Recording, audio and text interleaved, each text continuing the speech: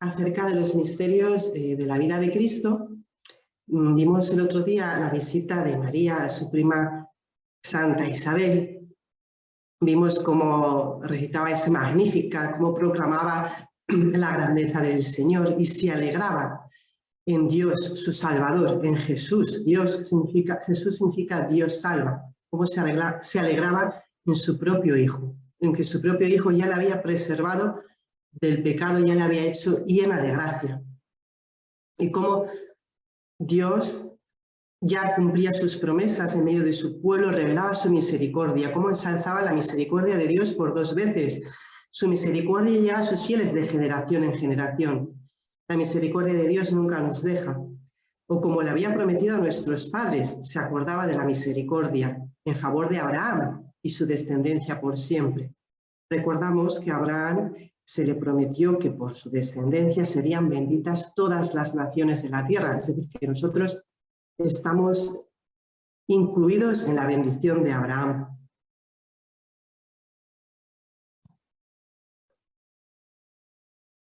Como nos dice San Ireneo, recapitulando esta visita de Isabel, de María a su prima Isabel, San Ireneo nos dice, pues la misma San Ireneo nos dice, pues la misma Eva, de la misma manera que Eva, seducida por las palabras del diablo, se apartó de Dios, desobedeciendo su mandato. Así María fue evangelizada por las palabras del ángel, para llevar a Dios en su seno, gracias a la obediencia de su palabra. Y si aquella se dejó seducir para desobedecer a Dios, ésta se dejó persuadir a obedecerle, con lo que la Virgen María se convirtió en abogada de la Virgen Eva. Vamos a comenzar a ver hoy el nacimiento del niño Dios, de María. Y vamos a repasar un momento, antes de nada, qué nos dice el Catecismo acerca de esta encarnación del Hijo de Dios. A lo largo de la historia de la Iglesia, como expliqué en la primera catequesis, las grandes herejías se pueden agrupar en dos tipos: las que niegan la divinidad de Jesucristo o las herejías que niegan su humanidad.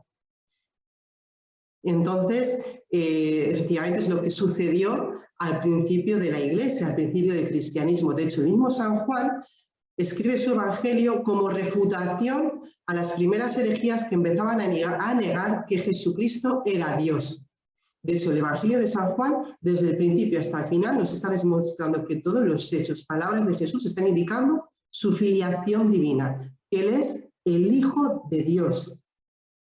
Sin embargo, es importante aclarar que ser Hijo de Dios, para San Juan, para la Biblia, para la Iglesia, para un cristiano, es mucho más que lo que podía significar, por ejemplo, para el emperador romano. El emperador romano de aquel entonces se hacía llamar el Hijo de Dios. O nosotros ahora mismo somos llamados hijos de Dios, pero lo somos por adopción. Cuando Jesucristo se proclama a sí mismo Hijo de Dios, está dando un paso mucho más allá. De hecho, si lo condenan es por blasfemo, por hacerse igual a Dios. Cuando a lo largo de la historia de la Iglesia, de los primeros siglos, se empiezan a proclamar los primeros dogmas, uno de ellos, que es precisamente el que reafirma la divinidad de Jesucristo, en el primer concilio de Nicea, en el año 325, lo que dice es que precisamente este concilio afirma la divinidad de Jesucristo. Y el cardenal Ratzinger, el actual, el Papa recién fallecido, Benedicto XVI, en este libro que se titula Miremos al traspasado, se ve del revés, no sé si se ve bien. En este libro, Miremos al traspasado, en una ponencia que dio en el año 1981, nos explica que se ha negado, a lo largo de los siglos, se ha dicho, bueno, este concepto de que Jesús es igual a Dios, la palabra consubstancial que decimos en el credo, de la misma naturaleza que el Padre, de la misma esencia que el Padre, de la misma sustancia que el Padre, esta palabra griega viene de una filosofía ajena al judaísmo y en definitiva no refleja la verdad de los evangelios. Sin embargo, este estudioso magnífico que era el cardenal Ratzinger nos dice que precisamente dice, una y otra vez se ha querido ver en la palabra consustancial, en la palabra de la misma esencia que el Padre, que es un profundo desvío del lenguaje, sino también del modo de pensar bíblico. Y sin embargo, la palabra Hijo de Dios no es otra cosa, la palabra consustancial no es otra cosa que la traducción de la palabra hijo en un lenguaje filosófico. ¿Qué sucede? Que como la palabra hijo podía ser interpretada como al modo de los paganos, al modo del emperador romano, al modo de los dioses paganos, es hijo de Dios, pero realmente no es hijo de Dios en sustancia, en esencia, pues lo que nos dice el cardenal Ratzinger, lo que quiere decir es que no ha de ser entendido aquí esta palabra, este ser hijo, en el sentido del lenguaje simbólico o figurado de las religiones, sino en el máximo grado de realidad de la palabra. Es decir, que el vocablo, la palabra filosófica de la misma esencia, de la misma sustancia, no añade nada nuevo o ajeno al Nuevo Testamento, sino que es la defensa de la literalidad contra todo alegorismo. Es decir, lo que hace el Concilio de Nicea al decir que el Hijo de Dios es igual a Dios, es luz de luz, Dios verdadero de Dios verdadero, lo que está haciendo es precisamente reafirmar lo que dicen todos los evangelios desde el principio hasta el final. Y esto lo veremos ahora también en el Evangelio de San Lucas.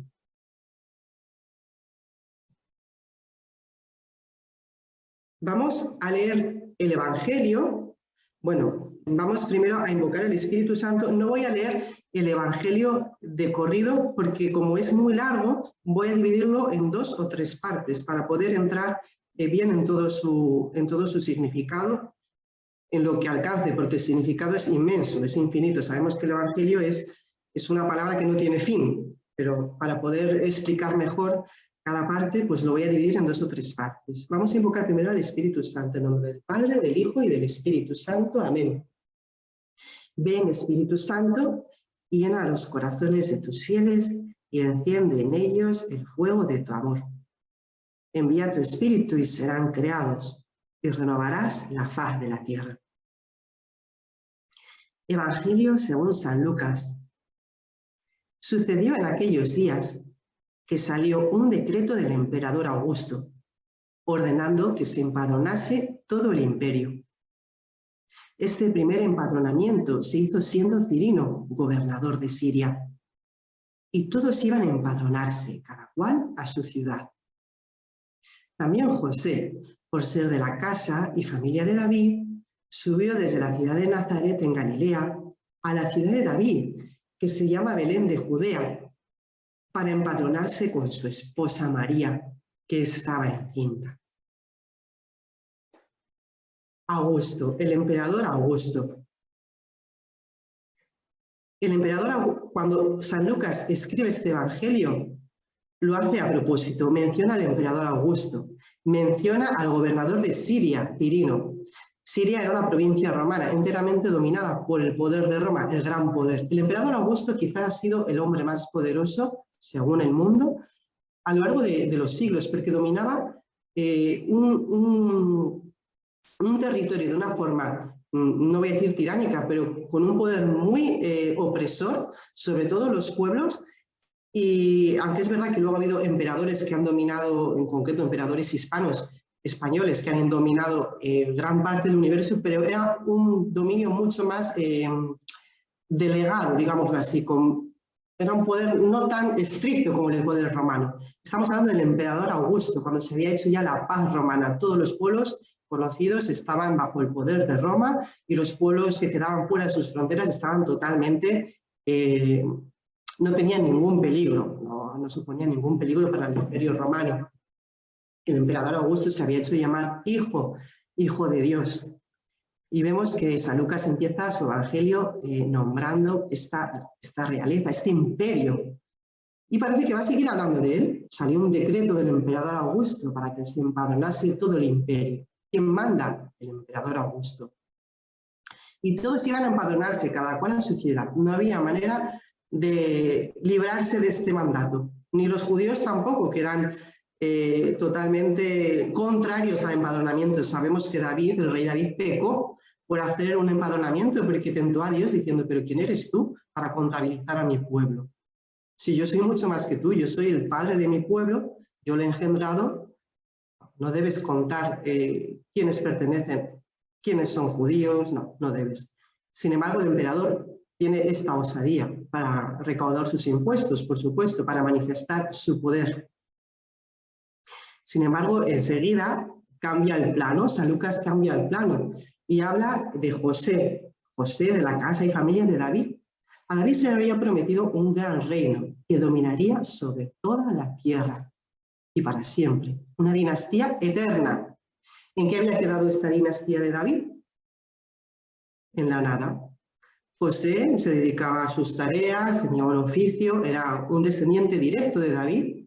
Habría algunos descendientes más, porque esto es así, dentro del linaje pues hay varios descendientes, ¿no? Pues José estaba en la primera línea de su descendencia y sin embargo, seguramente yo pienso, y creo que esto es una opinión personal, que él se había ido a vivir a Nazaret literalmente huyendo de que le persiguieran los reyes que gobernaban por ahí. Como sabemos que Herodes mató a sus propios hijos porque tenía miedo de que sus hijos le usurparan el poder, pues José se marchó a Galilea diciendo, yo me voy lo más lejos posible de Jerusalén para que no me pillen, fundamentalmente, para que no acaben conmigo. Y pasando desapercibido. Esto es una opinión personal mía, porque realmente sabemos que Herodes el Grande mató a varios de sus hijos por puros celos de que le usurparan el poder. Y esto es contemporáneo a la llegada de Jesucristo. Mató a toda la dinastía judía de los macabeos, a su mujer, a Mariam, a sus hijos y a otros hijos también, que tuvo de otras mujeres. Bien, el emperador Herodes no era, el rey Herodes no tenía nada que ver con el emperador Augusto, dependía totalmente de lo que el emperador Augusto dijera. Ni siquiera Herodes era judío, era idumeo. Pues bien, aquí vemos a José, este hombre, vamos a tratar de fijarnos un poco en José, en este hombre tan misterioso y tan asombroso a la vez. Porque José pasa desapercibido en todo el Evangelio y yo creo que cuanto más se le mira, uno va descubriendo, se queda cada vez más asombrado mirándole. Primeramente, José lo había pasado mal. Habían pasado ya 9 meses de la Anunciación y nos dice el Evangelio de San Mateo que, voy a hacer un pequeño inciso, cuando rezamos el rosario, ¿verdad? Y se plantea el nacimiento del niño Dios. Pues, por supuesto, si ese momento nos sugiere pensar en los magos de Oriente, pues por supuesto, ¿por qué no? Meter todos nuestros sentidos, toda nuestra imaginación, el gusto, cómo huelen los lugares, ahora veremos el pesebre, cómo huele el pesebre, meternos de lleno en la escena y por supuesto abrir el abanico, porque cuando Santo Domingo propone el rosario, propone un esqueleto, 15 misterios, pero que reúnen todo el Evangelio, pero no quiere decir que cuando rezamos el rosario solo podemos meditar esos misterios y justamente solo en esas 10 Ave Marías. No, el misterio de Cristo es impresionante, es enorme y la vida de Jesucristo abarca muchos momentos, muchos pasajes. Entonces, si el Espíritu Santo nos está sugiriendo un momento concreto o la vida de José, pues ahí nos quedamos, como si estamos todo el rosario, mientras recitamos el Ave María, meditando en la vida de José o en otro momento de la vida de Jesús. Bueno, pues volvemos a San José. San José, decíamos que era un hombre muy justo, lo dice el Evangelio, un hombre justo. Justo significa santo, un hombre que ya era santo, no es que iba a ser santo, ya era santo.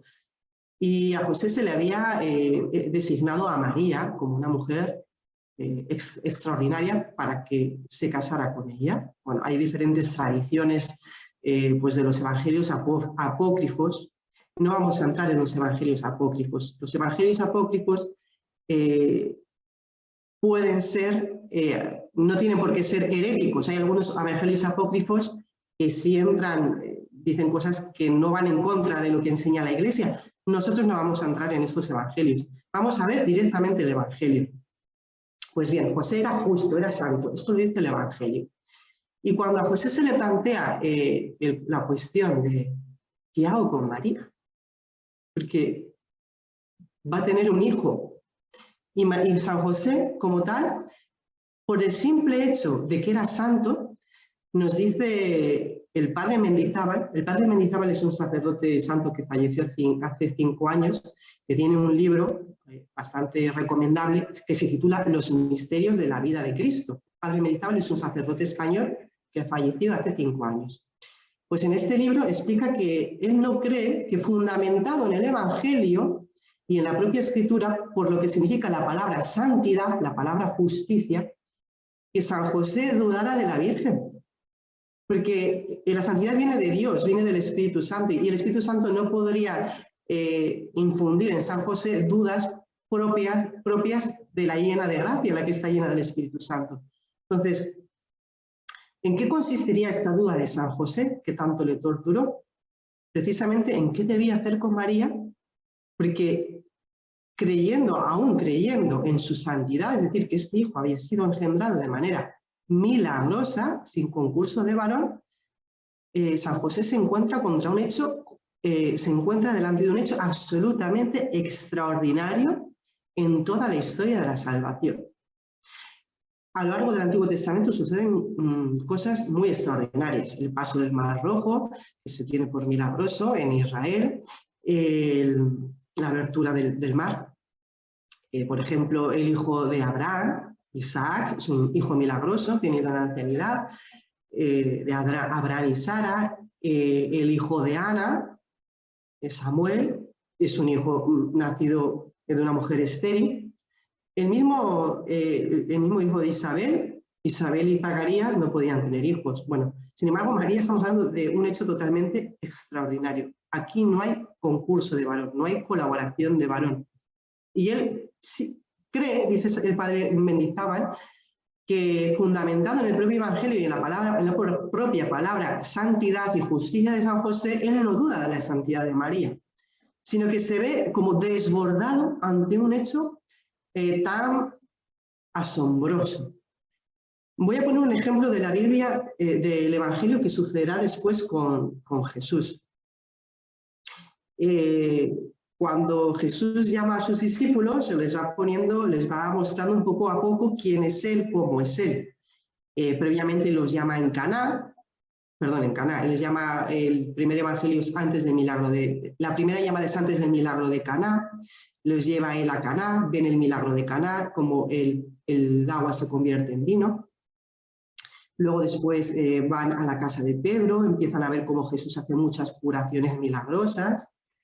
Pero bueno, empiezan a quedar muy asombrados por él. Sin embargo, Pedro, que ya era entre ellos, bueno, pues es un hombre tozudo, y sí se da cuenta de los milagros, y ve que está delante de un hombre muy extraordinario y fantástico, y de hecho ya lo sigue, y cuenta el momento de la pesca milagrosa. Viene Pedro, y Pedro era un hombre que había pescado toda su vida, desde que tenía 12 años, desde que su padre le llevaba de niño en la barca, pues había pescado por el mar de Galilea y sabía perfectamente dónde estaban los peces, cuándo, cómo, en qué lugar. Cuando las noches que no había pesca, pues no había pesca y no había absolutamente nada que hacer. Conocía muy bien el mar, y el mar de Tiberíades. Y cuando Jesús les indica volver a echar las redes, Pedro no cree, no tiene ninguna fe, pero bueno, dice, por tu palabra yo voy a echar las redes. Como diciendo, pero él pensaba, Jesús sabrá mucho de madera, sabrá mucho de cosas manuales, pero de pesca no tiene ni idea. Y Pedro se queda tan asombrado por la pesca, porque en ese momento no tenía que haber ahí peces, ni en ese lugar, ni en ese momento. Entonces, Pedro, que lo sabe, se queda tan asombrado, tan maravillado, Cuando una persona que conoce muy bien un oficio, una persona que no tiene idea de ese oficio le dice algo, dice, pero no sabes. Pues es lo mismo que Jesús, que Pedro pensaba de Jesús, no sabes. Jesús se queda tan maravillado del milagro que le dice, apártate de mí, que soy un pecador. Pues bien, a José le pasa, le llega a pasar algo de esto, es decir, apártate de mí, estoy delante de un hecho tan asombroso de un hombre, un hijo engendrado de una mujer santa, sin obra de varón, que aquí está sucediendo algo, un plan de Dios tan magnífico que me sobrepasa por completo, ¿no? Entonces, esto es una interpretación, yo creo que bastante plausible de lo que le sucede a José. Realmente José no duda de la santidad de María, sino tiene esa duda de qué hacer ante esta mujer tan admirable que recibe un milagro tan asombroso, ¿no? Y entonces ya José, cuando recibe por sueños estas palabras del ángel, ¿no? Que le dicen, no temas, no temas, no tengas miedo, José, no temas. No temas acoger a María en tu casa. Es decir, la duda de José era, ¿la acojo o no la acojo? ¿Qué hago? No es que dudara propiamente de su santidad, sino de qué hacer ante este hecho asombroso. Bueno, pues no temas, porque esta criatura viene del Espíritu Santo, por lo tanto el Espíritu Santo está en ella, dará a luz un hijo y tú le vas a poner por nombre Jesús, porque él salvará a su pueblo de sus pecados. Jesús significa que Dios salva. ¿De qué? ¿De qué nos salva Dios? Pues de nuestros pecados. Ya le está dando el ángel la misión a José. ¿Para qué ha nacido José?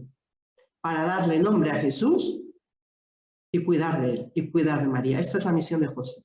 José ha sido preparado, ha sido hecho santo para esta misión. Es lo que nos sucede a nosotros. Nosotros somos preparados porque cada uno de nosotros tenemos una misión que cumplir. Es lo que se trata de descubrir. Si la misión que nosotros debemos cumplir en la vida no la descubrimos, esa misión, desgraciadamente, se queda sin cumplir. Nadie la puede cumplir por nosotros. Si San José se hubiera dejado vencer del miedo, no hubiera prestado oído a las palabras del ángel, hubiera dicho, no, esto es solo un sueño, María se hubiera quedado sin protector, Jesús no hubiera tenido nadie que le diera nombre. ¿Veis? Empezamos a ver cómo es el alma de José, el alma tan limpia de José. José se cumple la bienaventuranza, bienaventurados los limpios, porque ellos verán a Dios. Otro aspecto de este evangelio y de José es cómo se ponen en camino. María y José tenían ya todo preparado para la llegada del hijo, 9 meses, y lo tenían muy bien preparado, y lo tenían adecuadamente preparado para, según su pobreza, según la simplicidad de su vida, para recibir a alguien muy importante, al Hijo del Altísimo.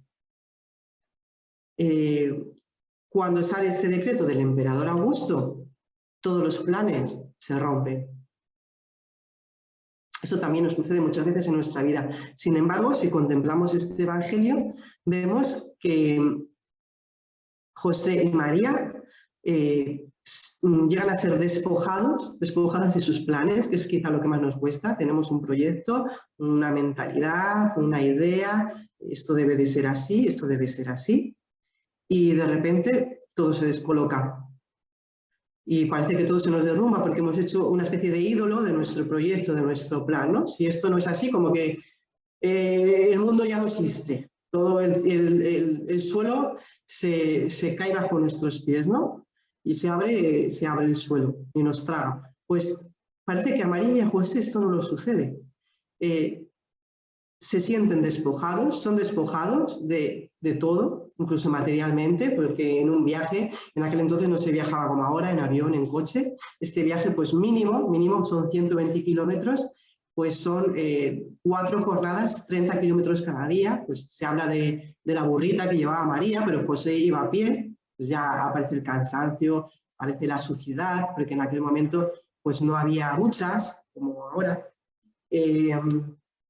No había agua corriente, aparece el no sabemos dónde vamos a dormir, aparece la preocupación, esta mujer está muy embarazada, ya va a dar a luz.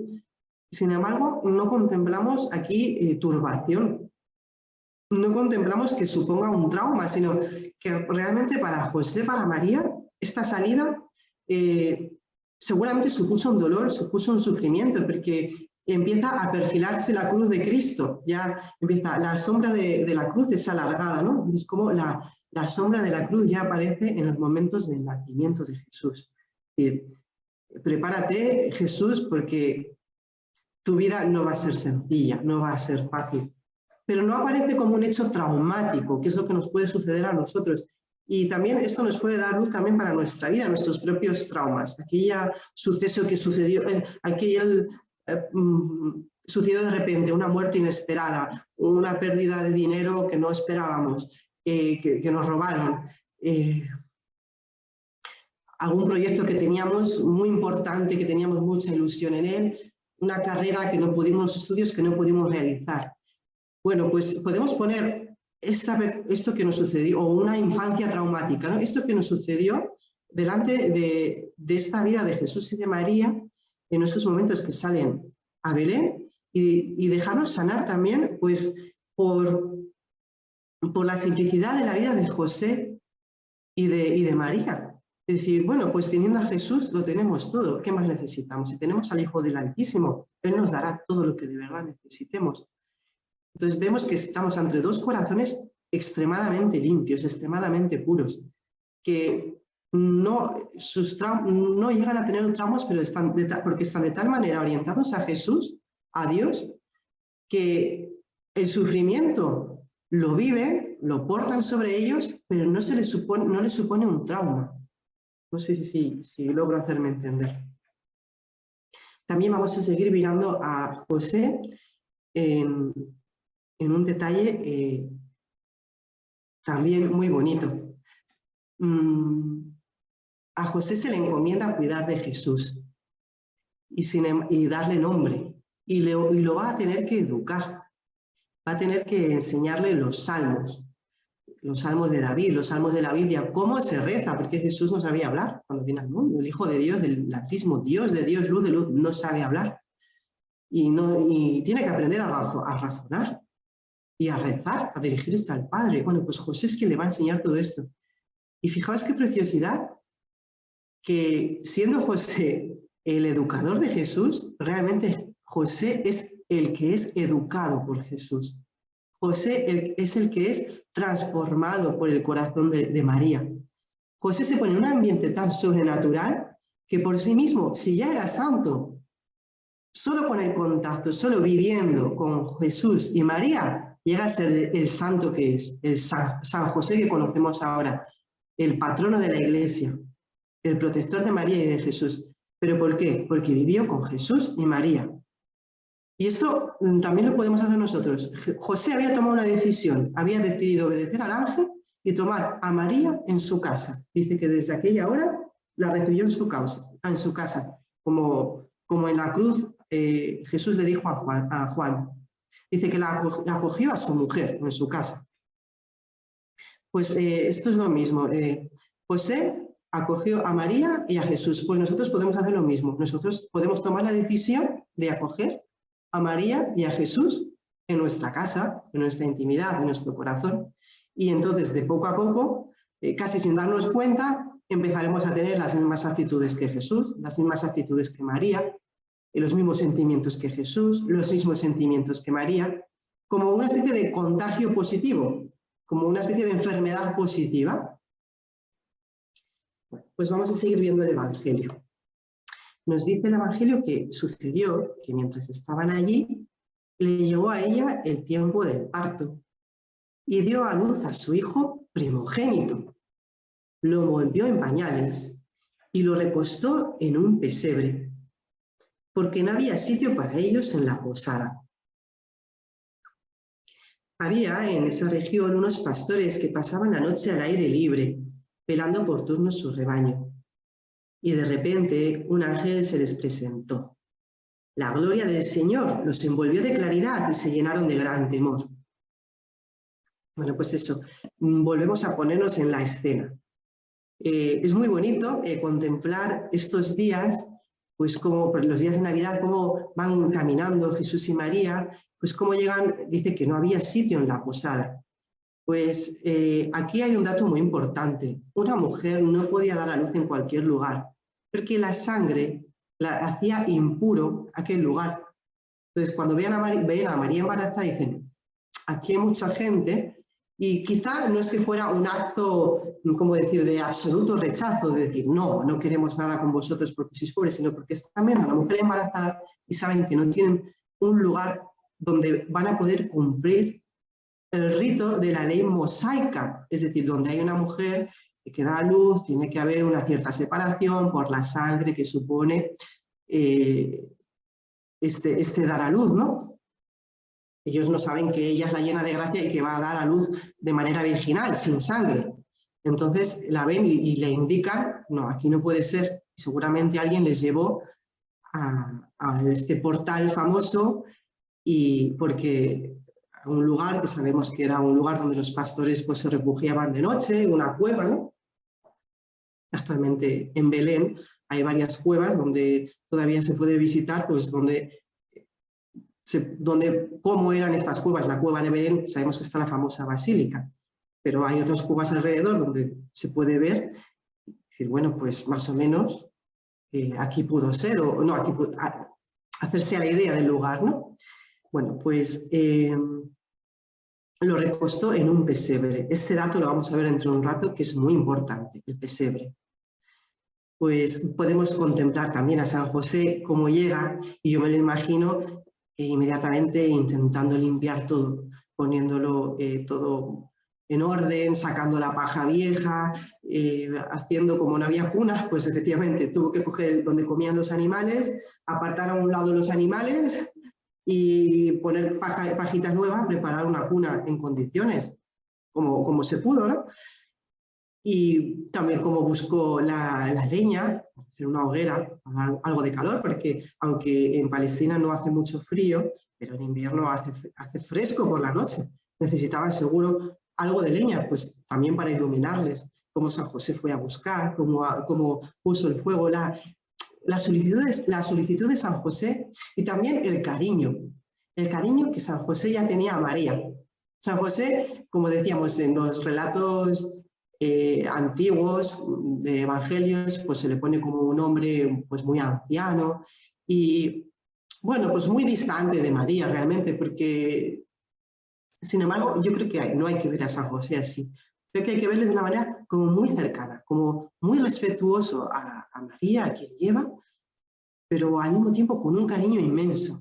Podemos imaginarnos este cariño que se tenía entre María y José y María, cómo se miraban, cómo se hablaban, porque no en vano se va a llamar después la Sagrada Familia, es decir, nos está marcando, así como María es la gran consagrada, la primera consagrada, el modelo, la que abre el camino a la consagración al solo Dios, José también es el gran consagrado a Dios, pero juntos forman la Sagrada Familia. Estamos aquí ante un misterio muy impresionante. Entonces, igual que María y José nos enseñan cómo es la verdadera consagración a Jesús, porque están continuamente mirando a Jesús, también nos está enseñando cómo es la verdadera familia cristiana. ¿Por qué? Porque nos están enseñando cómo una familia cristiana mira a Jesús. Una familia de Cristo mira a Cristo. Y de ahí viene el origen de su alegría, el origen de su paz y el origen de su verdadero amor, de su verdadero cariño.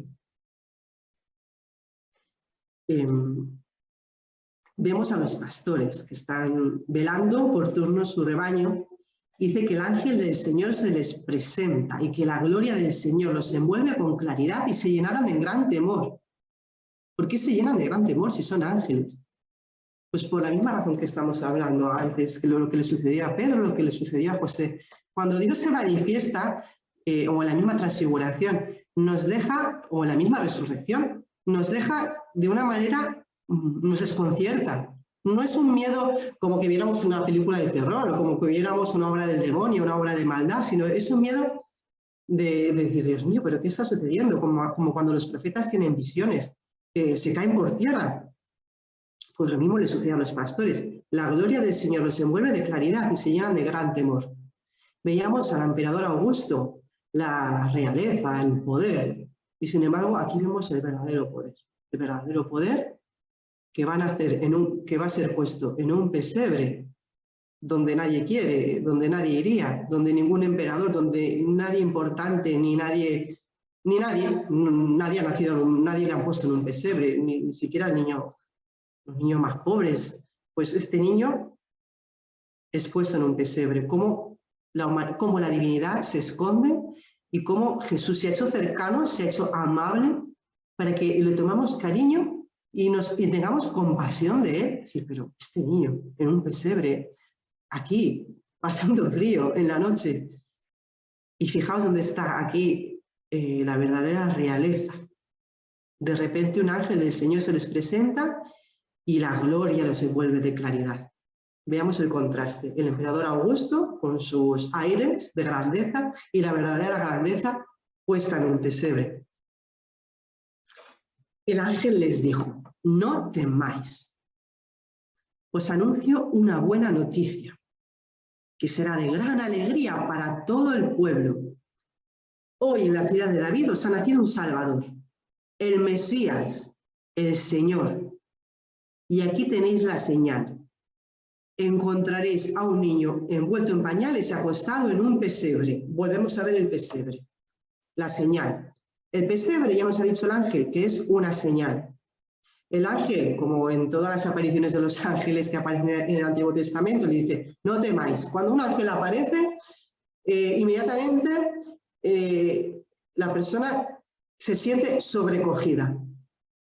Y cuando dice: os anuncio una buena noticia, está diciendo un evangelio. Y un evangelio es mucho más que una buena noticia. Un evangelio es la gran noticia. Los evangelios es lo que hacían los emperadores, lo que pronunciaban los emperadores cuando tenían algo muy importante que decir a todo el imperio.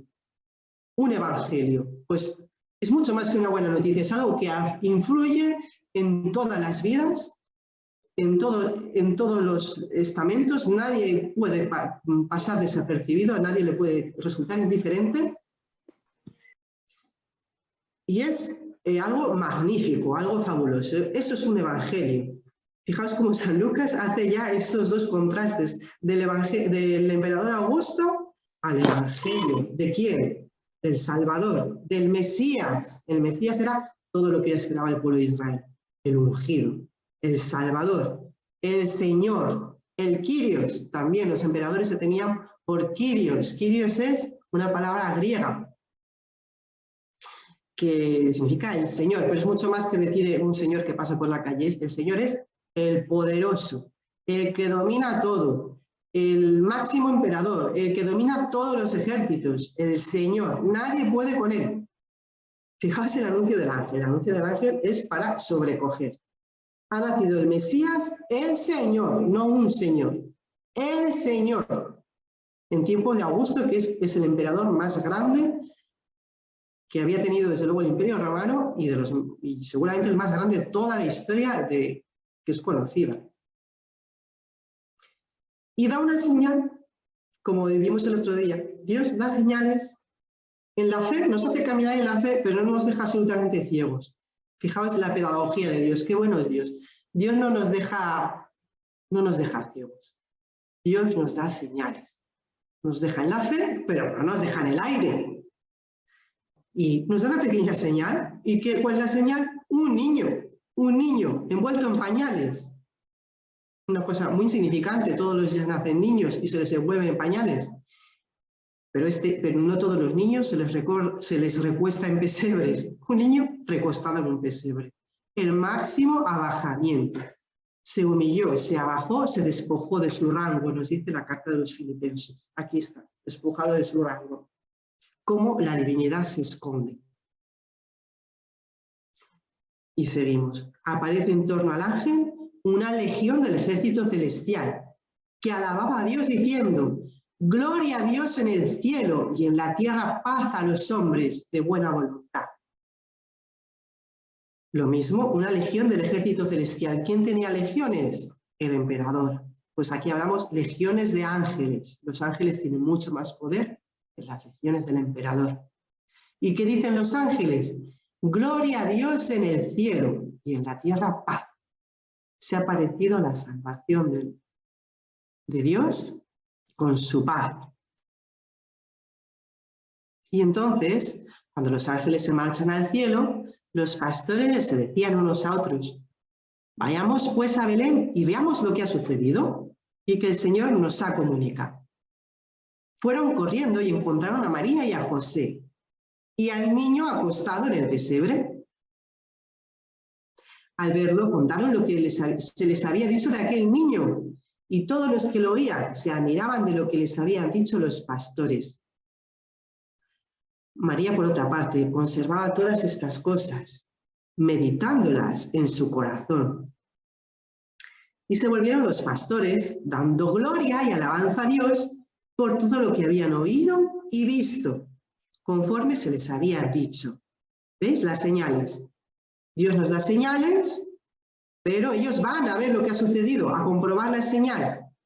Y cuando vuelven van dando gloria y alabanza a Dios. Aquí está la alegría de Dios, la alegría. ¿Cómo se sabe? Señales de la presencia de Dios, la paz, en la tierra paz. Señales de la presencia de Dios, la alegría. La alegría, van dando gloria y alabanza a Dios, la alabanza a Dios. Ahí está Dios, cuando se le alaba. ¿Por qué? Por todo lo que habían visto y oído. ¿Y qué han visto? Pues han visto a un niño acostado en un pesebre. Pero han visto el anuncio de los ángeles. ¿Quién es este niño? El Mesías, el Señor. Todo lo que el hombre puede esperar, no solo el pueblo de Israel, el Salvador, un Salvador, el Hijo de David, es lo máximo, no solo lo que puede esperar el pueblo de Israel, lo que puede esperar todo hombre. Ellos lo han visto, recostado en un pesebre. Vemos a los pastores también, qué humildad y qué sencillez, como las informaciones de Dios en nuestra vida, ¿no? Lo que son los ídolos. Pues vemos un político, un famoso, un cantante y ya parecemos que es alguien importante. Pues no, porque Dios pasa muy desapercibido. Y ahí está, el Mesías, el Señor. Vamos a ver un momento cómo María conservaba todas estas cosas en su corazón. ¿Qué es lo que conservaba María en su corazón? Pues todo lo que va sucediendo, desde el anuncio del ángel hasta los 9 meses, cómo San José tiene miedo, cómo tiene este temor de recibirla, cómo la recibe, cómo engendra, o sea, cómo engendra a María. María no era tonta, María sabe que los niños vienen al mundo por obra, o sea, con la colaboración de un hombre, si no, no hay niño.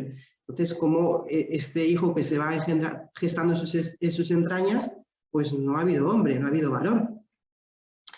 Medita en lo que le había dicho el ángel. ¿Quién era este hijo? Era el Hijo del Altísimo, y que heredaría la promesa que recibió David, heredaría el trono de David, su padre, reinaría sobre la casa de David y sobre Jacob, y su reino no tendría fin. Estamos hablando de un hijo magnífico, y sin embargo María, ¿dónde lo tiene que poner?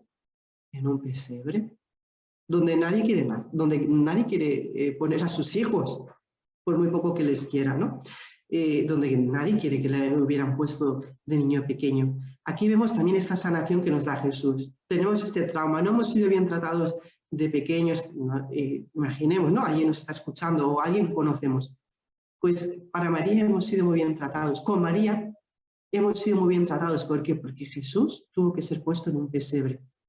Entonces podemos imaginar cómo María nos cuida, cómo a María le duelen estos niños que no son queridos, que no son amados, que de pequeños eso, no son amados o directamente o los son abortados o directamente son dados en adopción. Pues María ya los ha amado. No debemos pensar que porque nuestros padres no nos hayan querido, imaginemos, o no nos hayan querido suficiente, Dios no nos quiere. No, aquí María nos está enseñando cómo ella en su Hijo quiere a todo hombre. Luego, si puedo, desarrollo un poquito más esta idea. Bueno, pues vemos cómo dice San Lucas que los pastores habían contado todo lo que el ángel les había dicho. Entonces, no temáis, os ha nacido un Salvador, el Mesías, el Señor, y la señal era un niño acostado en un pesebre, y María lo escucha. Dice, María conservaba estas cosas, meditándolas en su corazón. Vemos que en el Antiguo Testamento hay 3 pasajes en el que se habla de este meditar en su corazón. Uno es cuando José tiene este sueño de que iba a ser puesto por encima de sus hermanos iban a inclinar hacia él, ¿no? Y nos dice que Jacob guardaba la cosa en su corazón. Y también en el libro de Daniel aparece este meditar la cosa en su corazón en 2 ocasiones. Cuando Daniel recibe este sueño del rey Nabucodonosor, en el cual el rey iba a quedar reducido a vivir como una bestia, iba a vivir como los animales durante 7 años, durante una temporada. Y como Daniel medita todo este sueño, se lo interpreta al rey, pero después esto lo guarda en su corazón.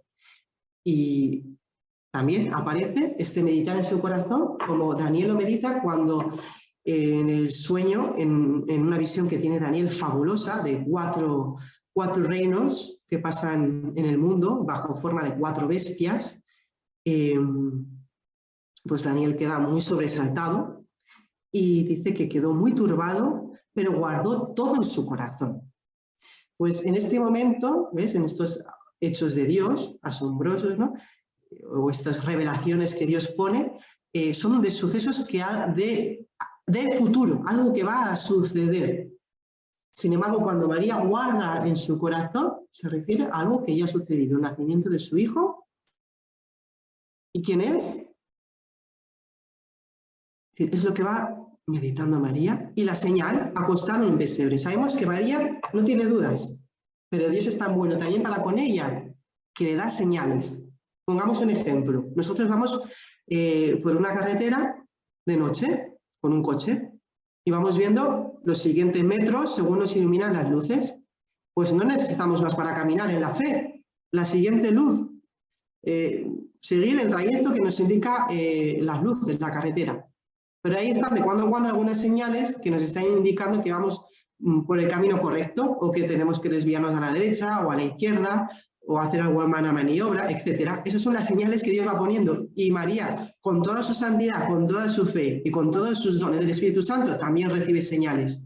Y otra señal que recibe es, vimos que una primera señal que le dio el ángel fue la propia... el embarazo de Isabel en su ancianidad. Pues otra señal que le da el ángel es acostado en un pesebre. ¿Pero qué es lo que el ángel le dice? Porque María recibe la revelación de que es el Hijo del Altísimo, es decir, mucho más que el emperador Augusto, es Dios de Dios, luz de luz. Sin embargo, lo tiene que poner en un pesebre. Bueno, pues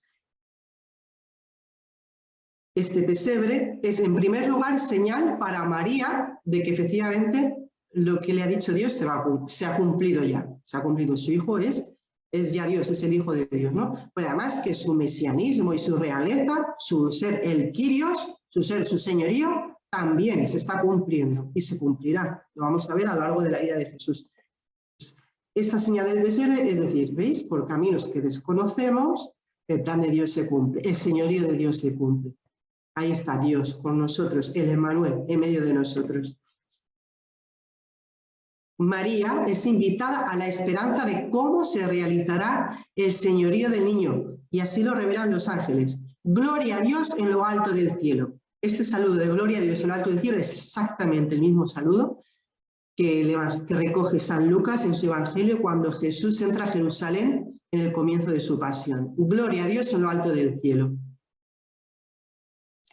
Entonces, este anuncio de los ángeles para San Lucas es la anticipación simbólica de la pasión de Jesucristo y de su ascensión, es decir, de su realeza, de su resurrección y de su ascensión. Es decir, es que por encima de Jesucristo no hay nadie. Jesucristo ya ha vencido a la muerte, el señorío de Jesucristo. ¿Qué ha sucedido con Augusto? Se murió. ¿Qué ha sucedido con el Imperio Romano? Las ruinas. ¿Qué ha sucedido con Jesucristo? Vivo, resucitado, ascendido al cielo, pleno poder, pleno señorío. A pesar de las evidencias, a pesar de las supuestas evidencias, a pesar de las apariencias. ¿Cuáles son las evidencias? ¿Cuáles son las señales? El pesebre, las cosas pequeñas. La otra señal que recibe María es el propio nacimiento virginal. Sabemos que la concepción de María es virginal, sin concurso de varón. Pues también su nacimiento, ella recibe esta señal. Su nacimiento es virginal, es decir, sin sangre y también milagroso, es decir, como dice antiguamente en la proclamación de, bueno, cuando se habla de la virginidad de María, los primeros siglos se dice que Jesús salió de María, del seno de María, como el agua, perdón, como la luz pasa por un cristal, es decir, sin romperla. Es un nacimiento físicamente milagroso, no solo espiritualmente. Sabemos que María es virgen en su corazón, en su alma, es íntegra, santa, y también físicamente la señal de su virginidad, de su corazón, es precisamente su virginidad física. Y también el nacimiento de Jesús es virgen. Y veamos que es lo que el ángel le había anunciado en 9 meses antes, porque le había dicho: aquel que nacerá santo será llamado Hijo de Dios. Esta traducción es totalmente correcta. Aquel que nacerá santo. Esta palabra de santidad, en el sentido de la ley de Leví, la ley antigua, del Antiguo Testamento, se simboliza por la pureza, es decir, por la ausencia de sangre, la ausencia de mancha de sangre.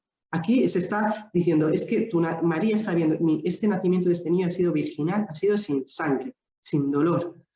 Ha sido un nacimiento que no es, nunca ha sucedido en toda la historia de ninguna mujer. Pues este que nacerá santo, sin mancha de sangre, según la ley levítica, con ese símbolo de ausencia de sangre, será llamado Hijo de Dios. Entonces, el propio nacimiento virginal también es señal para María. Primero para María y luego para nosotros. El nacimiento virginal de Jesús es señal para María y también para nosotros, que vamos a meditar después, a lo largo de los siglos, en este nacimiento, en estos hechos asombrosos. El pesebre, cómo es que el Hijo del Altísimo viene a ser puesto en un pesebre, y cómo es que María nacerá, el Hijo de María nacerá santo, sin mancha. Aquí estamos hablando de la filiación divina del niño, que es verdaderamente Hijo de Dios, como nos decía el cardenal Ratzinger, no por similitud, no por semejanza, no por adopción, o como diría Arrio, no es, el Hijo de Dios no es venido de la nada, no es criatura. El Hijo de Dios es Dios de Dios, luz de luz. Esto es lo que dice nuestro credo, el credo de Nicea Constantinopla. Bueno, pues por la hora que es, voy a ir terminando, vamos pensando alguna pregunta. Es que este tema es inagotable, es inagotable. Pero bueno, esta idea esta explicación que estoy hablando de la señal, la tomo de Ignacio de la Poterie, que es un estudioso también de la escritura, en su libro que tiene El misterio del corazón traspasado. Bien, veamos.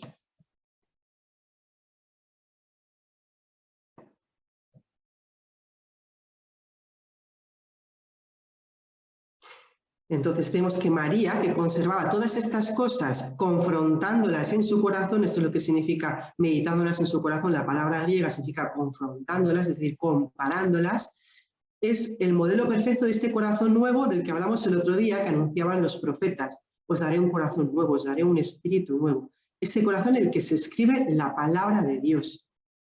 El corazón de María es el primer corazón humano, como dijimos el otro día, donde se lleva a cabo la nueva alianza. La alianza entre la criatura y Dios. Bueno, pues aunque podría seguir hablando, pero también por dar paso a pues alguna pregunta, algún cuestionamiento, solo quiero recalcar otro aspecto. Nos dice cómo los pastores vieron y habían... dice que daban gloria y alabanza a Dios por todo lo que habían visto y oído. Dice que iban a ver lo que ha sucedido. Eso nos trae de nuevo al Evangelio de San Juan, en el que dice, a la carta de San Juan, la primera carta de San Juan, en que dice, lo que hemos oído, lo que hemos visto con nuestros propios ojos, lo que palparon nuestras manos, pues la vida, con mayúscula, se hizo visible. Lo que hemos visto y se nos manifestó, es decir, se nos puso a los ojos. Eso que hemos visto y oído, eso es lo que os anunciamos. y os escribimos esto para que vuestra alegría sea completa. Es decir, para San Juan es fundamental la humanidad de Jesucristo. Jesucristo es Dios, pero es que Dios se ha hecho carne de verdad, no es una imaginación, o sea, lo hemos podido tocar, lo hemos podido ver, hemos podido comer con Él, ha tenido nuestros mismos sentimientos.